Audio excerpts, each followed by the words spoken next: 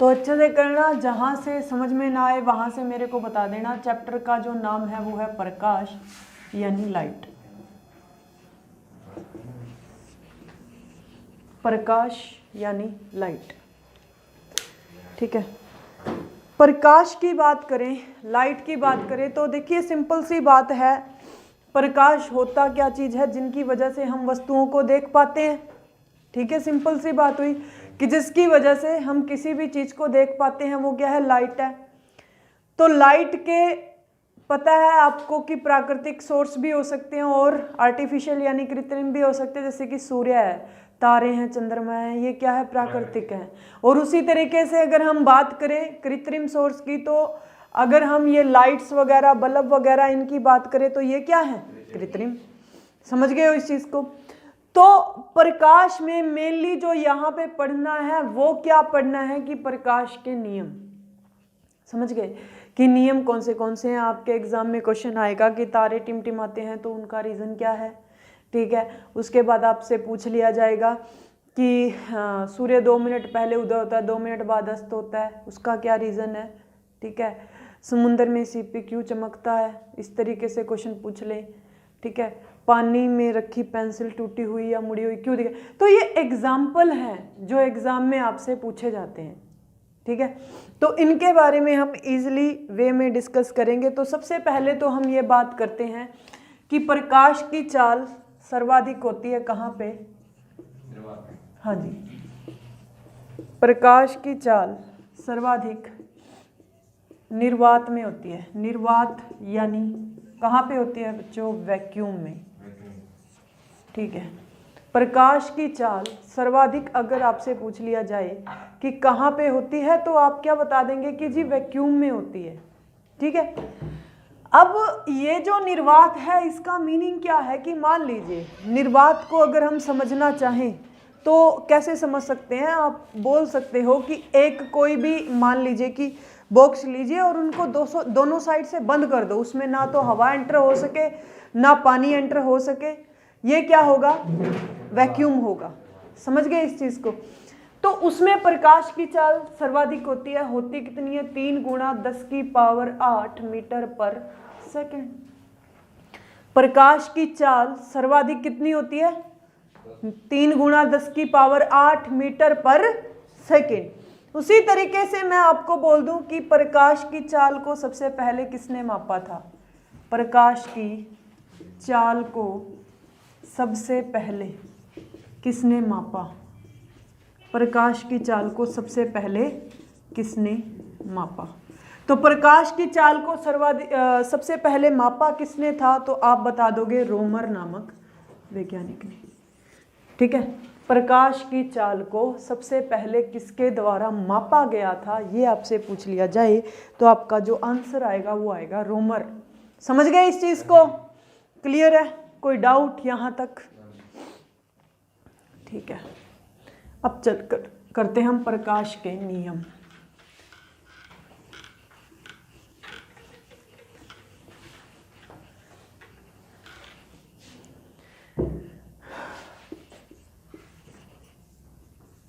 Law of light, ठीक है, प्रकाश के नियम। तो सबसे पहला कौन सा हो गया, प्रकाश का परावर्तन, इंग्लिश में इसे बोल सकते हो आप reflection of light, reflection of light. Second is प्रकाश का अपवर्तन, इसे आप बोल सकते हो रिफ्रैक्शन ऑफ लाइट।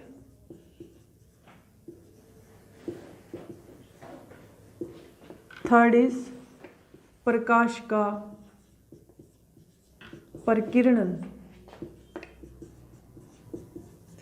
इसे आप बोल सकते हैं scattering of light, scattering of light. Fourth है आपका प्रकाश का विक्षेपण, इसे आप बोल सकते हो डिस्पर्जन ऑफ लाइट। इनको एक्सप्लेन करेंगे अपन, लिखा जा सकता है नीचे। नेक्स्ट है आपका प्रकाश का पूर्ण आंतरिक परावर्तन। प्रकाश का पूर्ण आंतरिक परावर्तन, आप इसे बोल सकते हैं total internal reflection of light, total internal reflection of light. ठीक है, तो ये चीज है प्रकाश का परावर्तन, प्रकाश का अपवर्तन, प्रकाश का प्रकीर्णन, प्रकाश का विक्षेपण, प्रकाश का पूर्ण आंतरिक परावर्तन। तो इनके बारे में हम एक एक करके रीड आउट करेंगे। सबसे पहले मिटा दो इसको, नोट कीजिए, फटाफट कीजिए।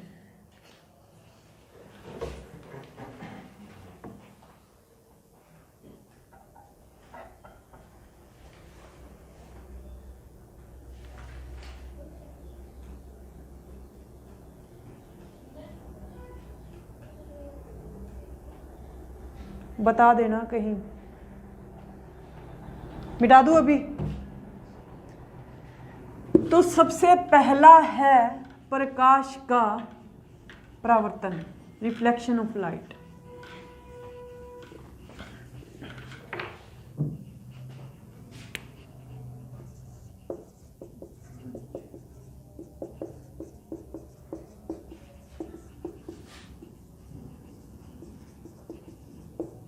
Reflection of light. अब एक चीज देखिए, नीचे लिखूं कोई इश्यू नहीं है।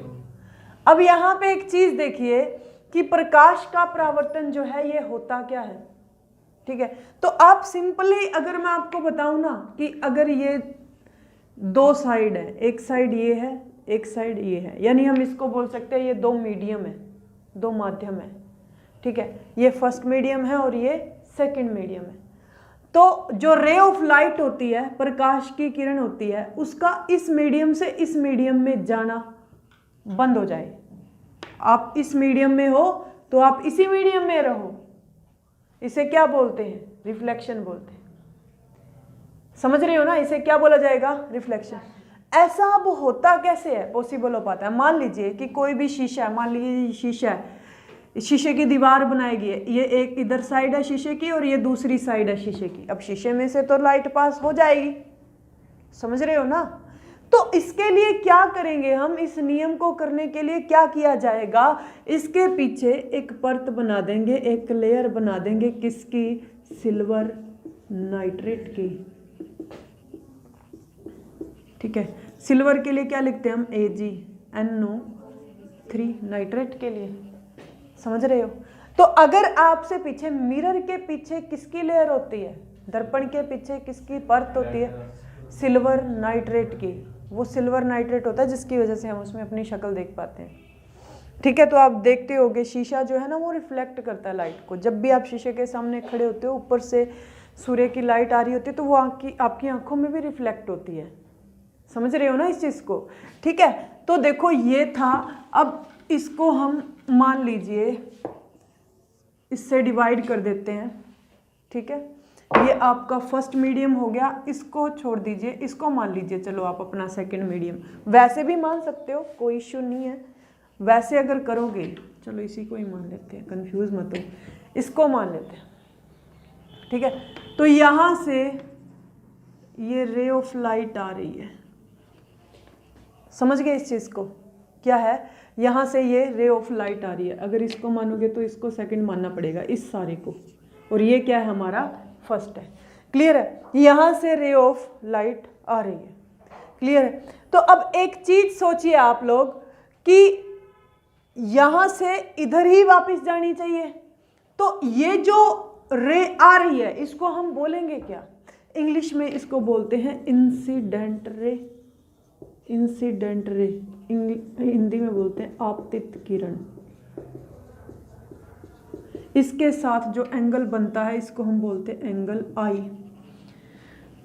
देखो, आई एंगल ऑफ इंसिडेंस। इंसिडेंस यानी आपतन कोण। आपतन कोण को डिनोट किया जाता है किससे? आई से। समझ रहे हो?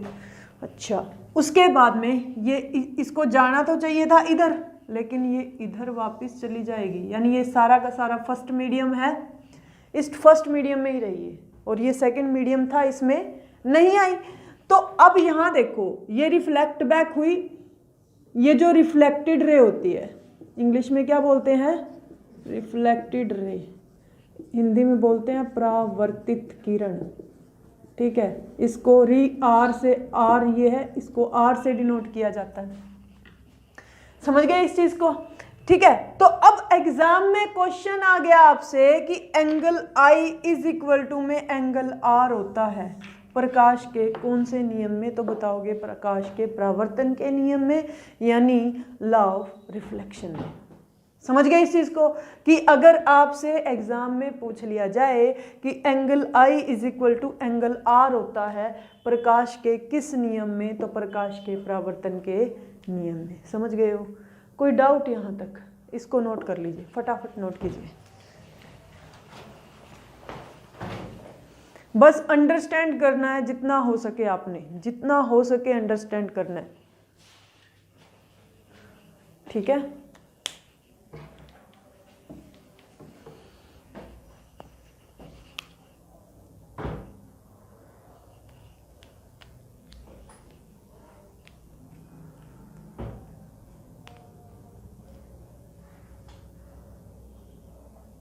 आपकी चॉइस है, आप इस डायग्राम को कैसे भी बना सकते हो, इसको फर्स्ट मीडियम मान के, इसको सेकंड मीडियम मान के, ये रे यहाँ से यहाँ भी आ सकती है। अब कहीं बुक में देखो कि ये रे तो ऐसे आ रही है ना, उधर नहीं जा रही, तो कहीं सोचो कि गलत हो गया ये, तो ऐसा नहीं है। आपको मीडियम देखना है, अगर ऊपर वाली साइड फर्स्ट मीडियम है और नीचे वाली साइड सेकंड मीडियम है तो दोनों रेज ऊपर होंगी। अगर इस वाली साइड फर्स्ट है और उस वाली साइड सेकंड है तो इधर वाली जो चीज़ें हैं वो क्या होंगी, आपकी दोनों लाइनें जो हैं वो इधर वाली साइड होंगी। क्लियर है, मिटा दूँ, ठीक है। बस ये रिजल्ट याद रखिए कि angle I is equal to angle R कहाँ पे होता है, प्रकाश के परावर्तन के नियम में।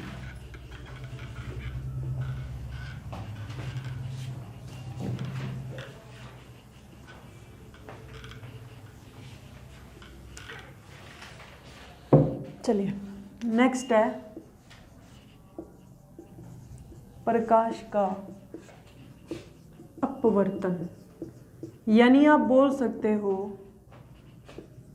रिफ्रैक्शन, ठीक है, रिफ्रैक्शन, ठीक है। अब इसमें क्या होता है, इसमें दो केस बनते हैं। इसमें सबसे पहले सिंपल तो इसका फिनोमिना समझो, उसमें क्या था कि प्रकाश की किरण थी वो इस मीडियम से इसी मीडियम में रहती थी, same remains in same medium. But इसमें क्या होगा, सेकंड मीडियम में जाएगी, यानी फर्स्ट मीडियम से कहाँ जाएगी, सेकंड मीडियम में जाएगी। क्लियर है इतनी बात। तो अब फर्स्ट मीडियम से सेकंड मीडियम में जाने के लिए केस कितने बनेंगे, दो। फर्स्ट मीडियम से सेकंड मीडियम में जाने के लिए कितने केस बनेंगे, दो केस बनेंगे। कौन से कौन से, हिंदी में बोलोगे विरल माध्यम टू विरल माध्यम से सघन माध्यम, यानी आप बोलेंगे रेयरर मीडियम टू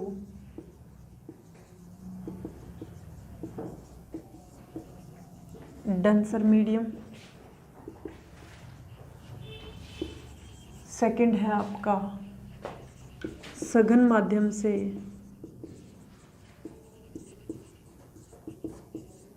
विरल माध्यम,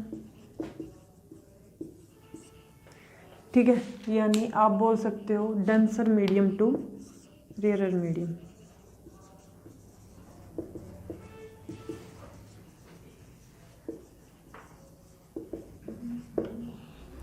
समझ गए, कोई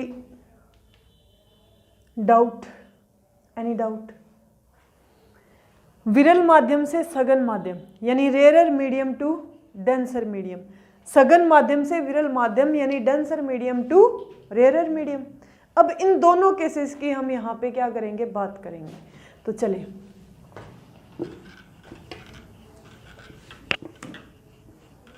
सबसे पहला क्या था, विरल टू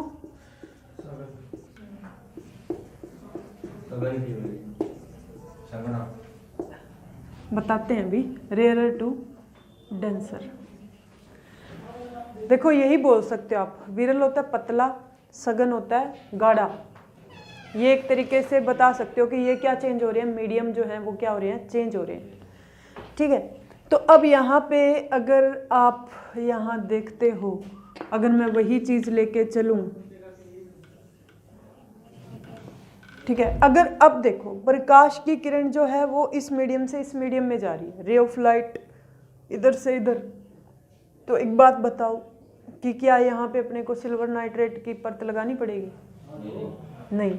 नहीं लगानी पड़ेगी, क्योंकि अगर लगाई थी उसकी वजह से ही तो रिफ्लेक्ट हो रहा था ना। अब नहीं लगाएंगे तो रिफ्रैक्ट होगा। समझ रहे हो इस चीज को? ठीक है, तो यहाँ पे देखिए, अगर ये फर्स्ट मीडियम है और ये क्या है, सेकंड मीडियम है, ठीक है, तो क्या होगा कि ये जो किरण आ रही है इसको आप, ये अपना जो अब फर्स्ट मीडियम हो गया, इसको हमने क्या बोला, विरल, और इसको क्या बोला, सघन यानी डेंसर। समझ गए? तो अब इसको जाना चाहिए था इधर,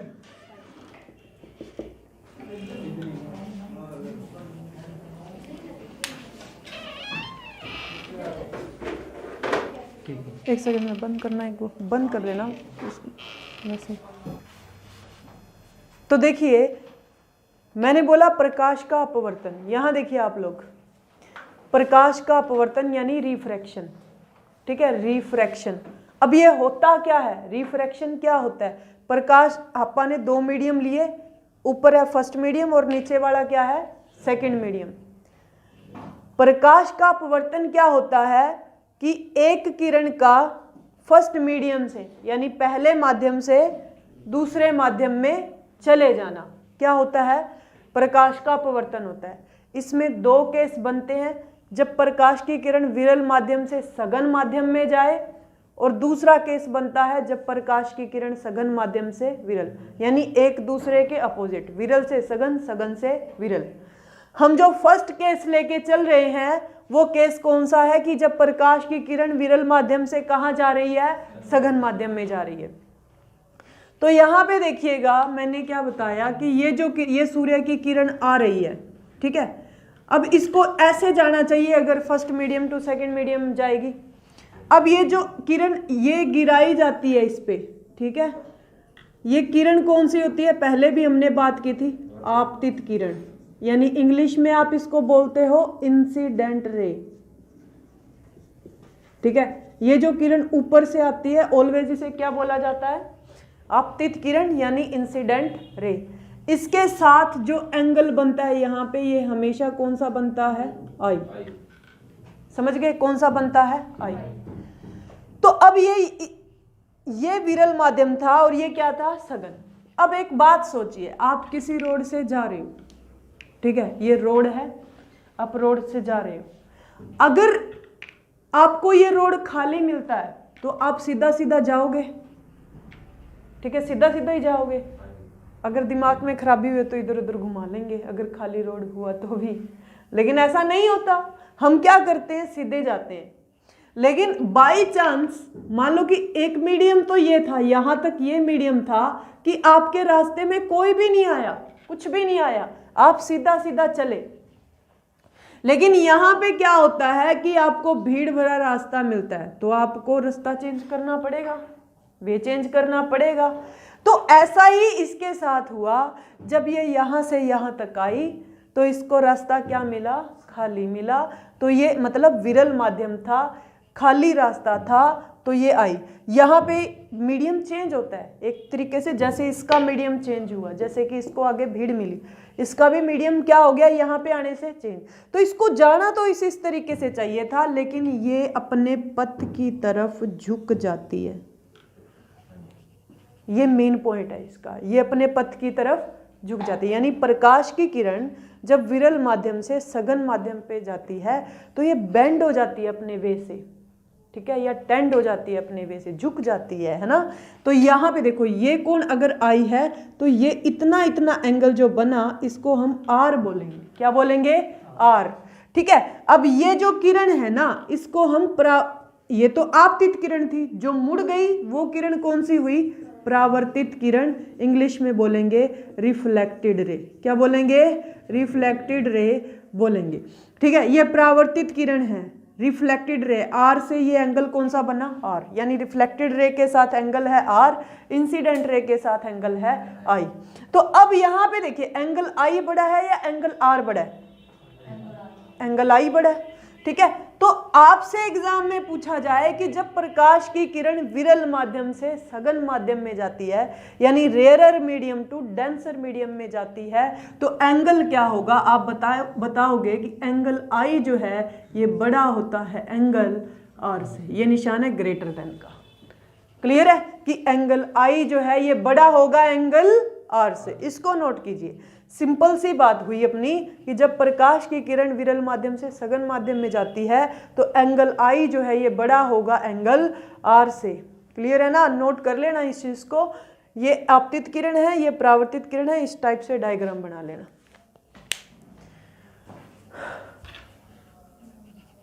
आप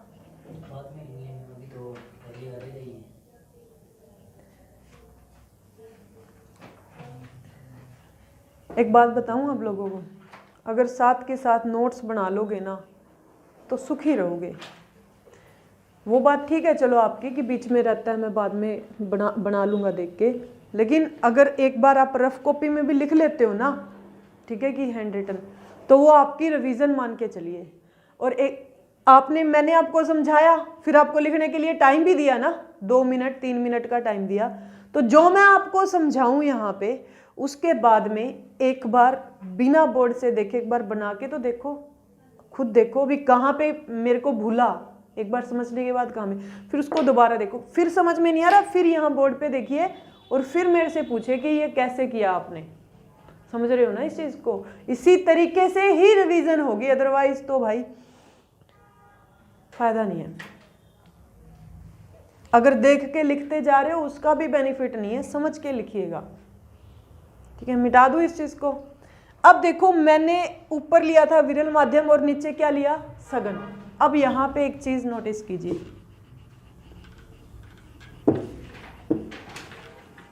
चाल भी कम होगी।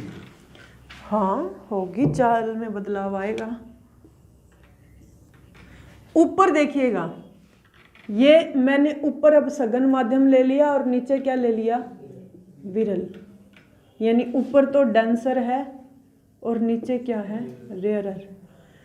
तो अब यहां से वही सेम चीज है, आपतित किरण आएगी जैसे तैसे करके, इसको आपने सीधा ही रखना है। क्लियर है ना? वो चीज मैंने आपको समझाने के लिए बताई थी, only for understanding. Incident ray. ठीक है, अब ये देखो मीडियम, ऊपर सघन था, नीचे था विरल। ठीक है, अब इसको जाना कैसे चाहिए? ऐसे। उस टाइम सघन नीचे था तो ये अपने वे से नीचे आ रही थी, लेकिन ये क्या जाएगी? साइड में, इस तरीके से आराम से, शॉर्टकट। तो अब ये तो अगर एंगल आई है ना, ये एंगल आई है, इसमें आप बोलोगे कि अपने पथ से दूर हट जाती है, उसमें अपने पथ की तरफ झुक जाती थी, इसमें अपने पथ से दूर हट जाती है। ये एंगल जो बनेगा इसको हम बोलेंगे, ये सारा कंटेन करना है आपने, एंगल आर। तो इसमें एंगल आर जो है ये बड़ा होगा एंगल आई से। ठीक है, एंगल आर जो है ये बड़ा है एंगल आई से। तो आपसे पूछा जाए एंगल आर जो है ये बड़ा होता है एंगल आई से। ठीक है, कब? जब प्रकाश की किरण सघन माध्यम से कहाँ जाती है? विरल माध्यम। जब प्रकाश की किरण सघन माध्यम से विरल माध्यम में जाएगी तो ऑलवेज एंगल आर बड़ा होगा एंगल। आपने एक चीज नोटिस की कि मैंने पहले विरल को ऊपर लिया था और नीचे किसको लिया था? सघन को। ऊपर लिया था विरल को और नीचे लिया था सघन को। तो ऊपर एंगल कौन सा था उस टाइम? आई, वो बड़ा था। लेकिन अब देखो विरल को मैंने नीचे कर दिया और सघन को ऊपर कर दिया, तो नीचे जो एंगल बन रहा है वो बन रहा है आर। तो एंगल आर, यानी जहां पे हम विरल माध्यम को लेके जा रहे हैं एंगल वहीं बड़ा बन रहा है। तो वो एग्जाम में आपसे पूछेगा कि जब प्रकाश की किरण विरल माध्यम से सघन माध्यम में जाती है तो एंगल क्या बनेगा? तो विरल पहले है, समझ रहे हो ना? विरल टू सघन, यानी विरल का नाम पहले आ रहा है, विरल का नाम पहले आ रहा है तो विरल ऊपर आएगा, तो ऊपर एंगल कौन सा होता है, आई, वो बड़ा होगा। समझ गए। फिर बोला उसने कि जब प्रकाश की किरण सघन माध्यम से कहाँ जा रही है, विरल माध्यम में जा रही है। लेट लतीफ, जब प्रकाश की किरण विरल माध्यम से सघन, विरल ऊपर था, एंगल आई, जब प्रकाश की किरण सघन से विरल, तो यहाँ पे सघन पहले आ रहा है ना, तो सघन पहले आ रहा है तो नीचे आ गया विरल, नीचे एंगल कौन सा होता है, आर, आर बड़ा।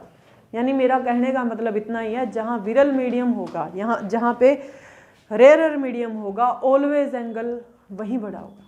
समझ गए, क्लियर है। तो अब इसके एग्जाम्पल लिखिए, इंपॉर्टेंट है काफी एग्जाम के लिए। लिखिए प्रकाश के अपवर्तन के उदाहरण, सभी लिखोगे। प्रकाश के अपवर्तन के उदाहरण।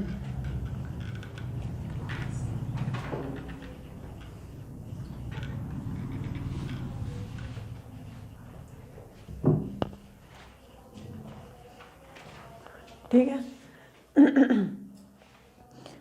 फर्स्ट,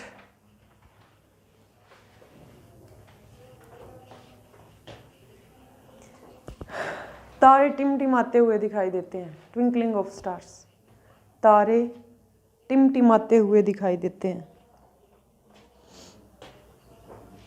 तारे टिमटिम, आपसे एग्जाम में सीधे सीधे पूछा जाएगा कि तारे टिमटिमाते हुए दिखाई देते हैं, उसके पीछे का रीजन क्या है, तो आप बताएंगे प्रकाश का पवर्तन।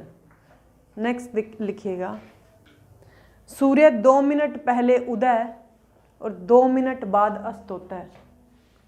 सूर्य 2 मिनट पहले उदय और 2 मिनट बाद अस्त होता है।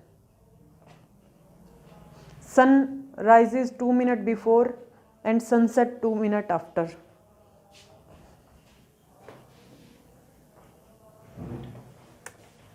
ठीक है। उसके बाद लिखिए,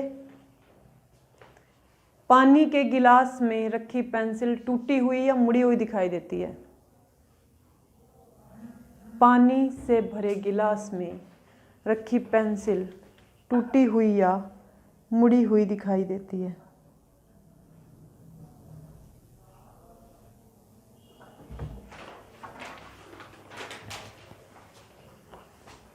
ठीक है। उसके बाद लिखिए, पानी से भरा हुआ तालाब। देखते हो आप, तालाब जो होते हैं, पॉन्ड्स जो होते हैं, उनकी गहराई जितनी होती है उससे कम दिखाई देती है। पानी से भरा हुआ तालाब कम गहरा प्रतीत होता है। पानी से भरा हुआ तालाब कम गहरा प्रतीत होता है।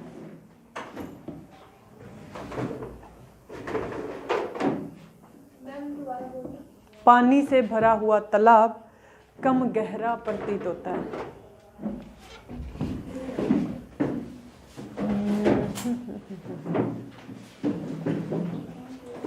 अच्छा।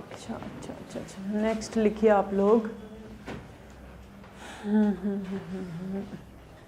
नेक्स्ट लिखिएगा, कागज पर रखे मोटे कांच के टुकड़े में से, कागज पर रखे मोटे कांच के टुकड़े में से अक्षर ऊपर उठे हुए या मोटे दिखाई देते हैं। कागज पर रखे मोटे कांच के टुकड़े में से अक्षर ऊपर उठे हुए या मोटे दिखाई देते हैं।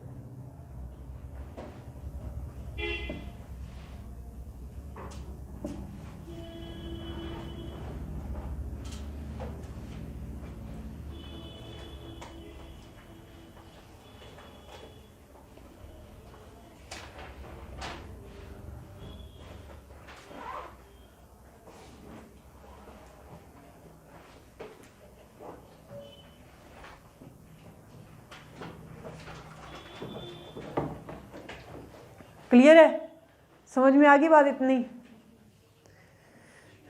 तो ये थे एग्जाम्पल प्रकाश के अपवर्तन के। कई बार आप इस तरीके का क्वेश्चन पूछ लेते हैं, जैसे कि आप गिलास में नींबू डालते हो, ठीक है, तो फिर वो नींबू भी बड़ा दिखाई देता है, तो वो भी रीज़न होता है। क्लास में कोई भी गोल गोल चीज डालोगे, जैसे कि कंचा डालते हो आप लोग, वो भी आप साइड से देखोगे तो बड़ा दिखाई देगा, तो वो चीज़ें भी इसी में इंक्लूड होती हैं। उसके बाद में देखिएगा हम करेंगे प्रकाश का विक्षेपण।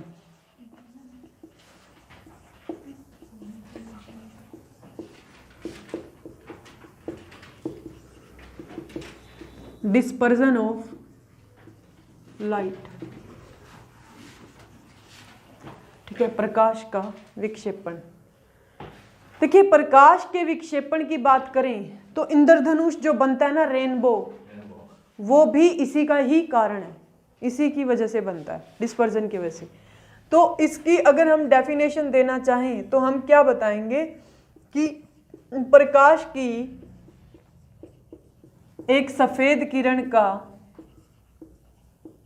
7 रंगों में विभाजित होना। A white ray of light divides into 7 color.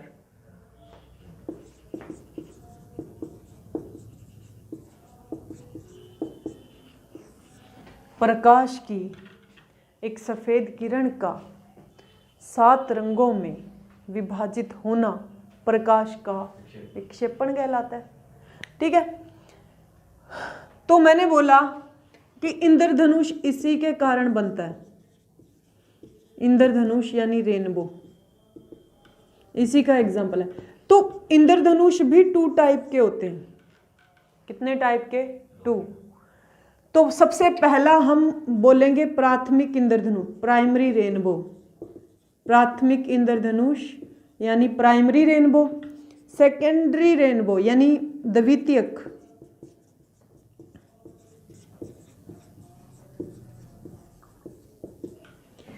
प्राथमिक इंद्रधनुष, द्वितीय इंद्रधनुष यानी प्राइमरी रेनबो, सेकेंडरी रेनबो। अब ये जो प्राथमिक इंद्रधनुष होता है ना, इसमें 3 कलर्स होते हैं। प्राथमिक इंद्रधनुष में कितने रंग होते हैं? 3। कौन से? लाल, हरा और नीला, रेड, ग्रीन, ब्लू, ठीक है। प्राथमिक इंद्रधनुष जो होता है उसमें 3 कलर्स होते हैं, लाल, हरा और नीला। अब ये जो कलर है ना, लाल, हरा और नीला, इनको बेसिक कलर भी बोलते हैं। क्या बोलते हैं? बेसिक कलर्स भी बोलते हैं।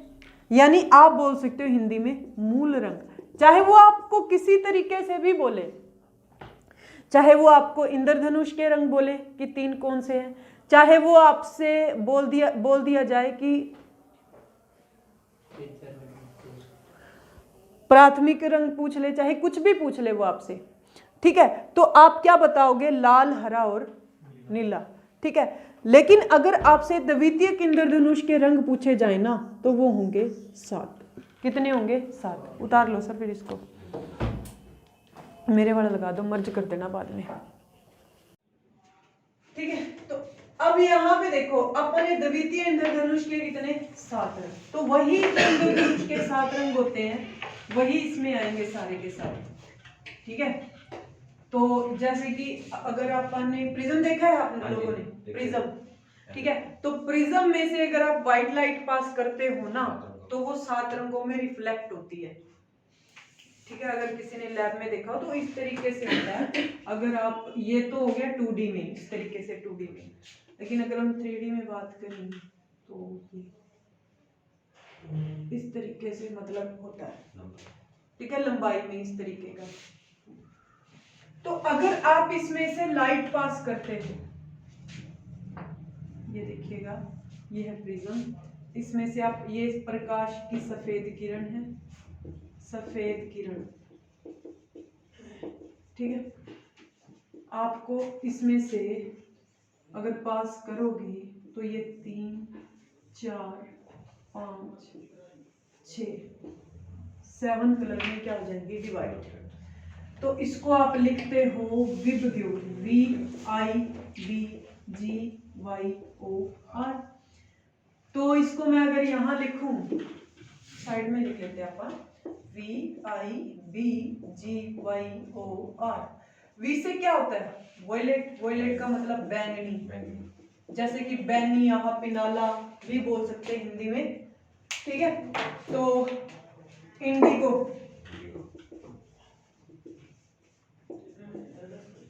ब्लू, ग्रीन,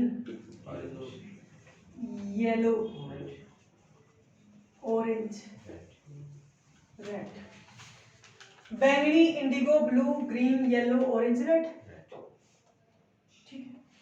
अब यहाँ पे सबसे नीचे क्या है, बैंगनी, और सबसे ऊपर क्या है, रेड, और बीच का कलर होता है इंद्रधनुष का ग्रीन। क्लियर है? ये पूछा जा सकता है कि बीच का रंग कौन सा होता है, ग्रीन। तो एक चीज देखिए यहाँ पे, ये बैंगनी सबसे नीचे है, तो एक चीज होती है वेवलेंथ, जिसको आप हिंदी में बोलते हो तरंग दैर्घ्य, और एक चीज होती है फ्रीक्वेंसी, जिसको आप इंग्लिश में हिंदी में बोलते हो आवर्ती। ये फ्रीक्वेंसी और वेवलेंथ एक दूसरे के अपोजिट होती है। तरंग दैर्घ्य और आवर्ती एक दूसरे के क्या होती है, अपोजिट। अगर किसी चीज की तरंग दैर्घ्य ज्यादा होगी तो उसकी आवर्ती क्या होगी, कम, और अगर आवर्ती ज्यादा होगी तो तरंग दैर्घ्य कम होगी। समझ गए? तो मैंने बोला कि ये जो रेड कलर है ना, सबसे ऊपर जो रेड कलर दे रखा है, इसकी वेवलेंथ सबसे ज्यादा होती है। क्या ज्यादा होती है, वेवलेंथ सबसे ज्यादा होती है। ऊपर का एरो नहीं लगा दिया मैंने, ज्यादा के लिए, ज्यादा होती है। अगर अब इसकी वेवलेंथ ज्यादा है तो आवर्ती क्या होगी, कम होगी, यानी फ्रीक्वेंसी क्या होगी, कम होगी ना। अगर रेड कलर की वेवलेंथ ज्यादा है तो फ्रीक्वेंसी क्या होगी, कम। अब जैसे जैसे हम नीचे आते जाएंगे, जैसे जैसे नीचे आते जाएंगे, यहां से यहां आए, तो एक चीज देखिए, सबसे ऊपर जो थी, सबसे ऊपर वेवलेंथ ज्यादा थी, तो सबसे नीचे आने के बाद वेवलेंथ ऑब्वियस ही बात है क्या हो जाएगी, कम हो जाएगी। तो आपसे एग्जाम में वो कंफ्यूज करके पूछेगा कि इंद्रधनुष के रंगों में ऊपर से नीचे जाते समय आपको बोलेगा तरंग दैर्घ्य बढ़ती है, आवर्ती कम होती है, आवर्ती बढ़ती है, तरंग दैर्घ्य कम होती है, इस तरीके के ऑप्शन देगा। तो आप थोड़ा सा दिमाग से कीजिए इस क्वेश्चन को कि वेवलेंथ अगर ऊपर ज्यादा है तो नीचे क्या होगी, कम होगी। तो यहाँ पे आने के बाद में बैंगनी रंग की वेवलेंथ सबसे कम हो जाती है, और आवर्ती यानी अगर हम फ्रीक्वेंसी की बात करें तो फ्रीक्वेंसी क्या हो जाएगी, ज्यादा। समझ गए इस चीज को? ठीक है। अब मैंने बोला कि जिस कलर की फ्रीक्वेंसी यानी आवर्ती सबसे ज्यादा होती है वो ज्यादा फैलता है। जिस कलर की फ्रीक्वेंसी यानी आवर्ती ज्यादा होगी वो ज्यादा फैलेगा। ठीक है। तो देखो इसमें दो क्वेश्चन बनते हैं। सबसे पहला क्वेश्चन तो ये बनता है कि प्रिज्म से गुजारने पर प्रकाश का कौन सा रंग सबसे अधिक विचलन करेगा या स्कैटरिंग करेगा। विचलन का मीनिंग, स्कैटरिंग का मीनिंग फैलाव ही होता है। समझ गए कि प्रिज्म से गुजारने पर प्रकाश का कौन सा रंग सबसे अधिक विचलन करेगा, स्कैटरिंग करेगा। तो स्कैटरिंग का मीनिंग मैंने क्या बताया, क्या होता है, फैलाव होता है ना, फैलाव होता है। तो मैंने बोला कि जिसकी आवर्ती ज्यादा होती है वो ज्यादा फैलता है। तो किसकी ज्यादा है, बैंगनी रंग की। तो बैंगनी रंग ज्यादा विचलन करेगा। यानी प्रिज्म, आपसे क्वेश्चन पूछा जाए कि प्रिज्म से गुजारने पर प्रकाश का कौन सा रंग सबसे अधिक स्कैटरिंग करेगा या विचलन करेगा, तो क्या बताओगे, बैंगनी। और सबसे कम करेगा रेड। सबसे कम करेगा रेड, तो रेड फैलेगा भी कम। तो फिर एक अनदर क्वेश्चन बनता है कि आपको बोल दिया जाए कि खतरे के निशानों में, ठीक है, या फिर रेड लाइट सिग्नल में रेड कलर का ही क्यों यूज होता है। क्योंकि जो चीज कम फैलेगी वो दूर तक दिखाई देगी। समझ रहे हो ना, जो चीज कम फैलेगी वो दूर तक दिखाई देगी। तो फिर कम फैलेगी दूर तक दिखाई देगी, ऐसा ऑप्शन नहीं मिलेगा आपको एग्जाम में। आपको ऑप्शन क्या मिलेंगे, आपको बोला जाएगा खतरे के निशानों में रेड कलर का यूज क्यों होता है, तो आपको ऑप्शन क्या मिलेंगे, आपको बोलेगा कि रेड कलर की आवर्ती कम होती है। ये भी सही है, आवर्ती तो ऑब्वियस सी बात है कम होती है। आपको सेकंड ऑप्शन मिल सकता है कि इसकी स्कैटरिंग कम होती है। स्कैटरिंग का मीनिंग फैलाव कम होता है, ऑब्वियस सी बात है, ये भी ठीक है। इसकी वेवलेंथ सबसे ज्यादा होती है, ये भी ठीक है। तो इनमें से कोई भी ऑप्शन मिले तो वो आंसर आपका क्या होगा, ठीक। समझ रहे हो इस चीज को? तो ये था अपना प्रकाश का विक्षेपण। कोई भी डाउट है तो बताओ, यहां तक क्लियर है सब कुछ, ईच एंड एवरीथिंग। उसके बाद चलिए नेक्स्ट पे फिर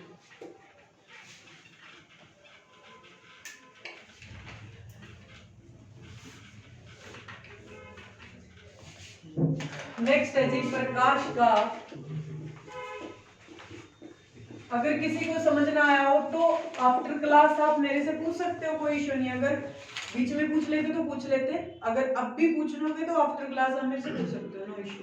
प्रकाश का प्रकीर्णन, स्कैटरिंग ऑफ लाइट। अब मैंने मीनिंग तो बता ही दिया, क्या होता है स्कैटरिंग का मीनिंग, फैलाव। ठीक है, जो चीज ज्यादा फैलती है उसका फैलाव उतना ही क्या होता है, ज्यादा होता है। ठीक है, तो यहाँ पे देखिए, अब यहाँ पे बात की जाए कि प्रकाश का प्रकीर्णन सबसे ज्यादा यानी स्कैटरिंग सबसे ज्यादा, तो उसका फैलाव भी क्या होता है, सबसे ज्यादा। तो इसके एग्जाम्पल कर लीजिए आप, जैसे आपको एग्जाम में पूछा जाए, डायरेक्टली पूछा जाएगा आसमान का रंग नीला, स्काई इज ब्लू, आसमान का रंग नीला। आपको बोल दिया जाए बादलों का रंग सफेद, बादलों का रंग सफेद, आसमान का रंग नीला, बादलों का रंग सफेद। उसके बाद चलो नेक्स्ट पॉइंट पे, आपको बोल दिया जाए समुद्र के जल का रंग नीला,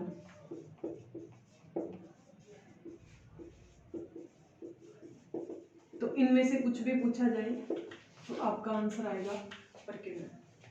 ठीक है, अब देखो समुद्र के जल का रंग नीला, क्या जल नीला होता है? नहीं। पृथ्वी नीली दिखाई देती है किसके कारण? जल के कारण। क्या एक्चुअल में वाटर का कोई कलर है? ऐसा प्रतीत ही होता है ना, होता तो नहीं है। ठीक है, क्यों होता है? क्योंकि हमारी आंख में फैलाव उस कलर का क्या हो रहा है, ज्यादा हो रहा है, अब्सॉर्ब कर रही है हमारी आई, उस वजह से हो रहा है। क्लियर है? ठीक है, उसके बाद में नेक्स्ट पॉइंट हम कल करेंगे। ठीक है, प्रकाश का पूर्ण आंतरिक परावर्तन।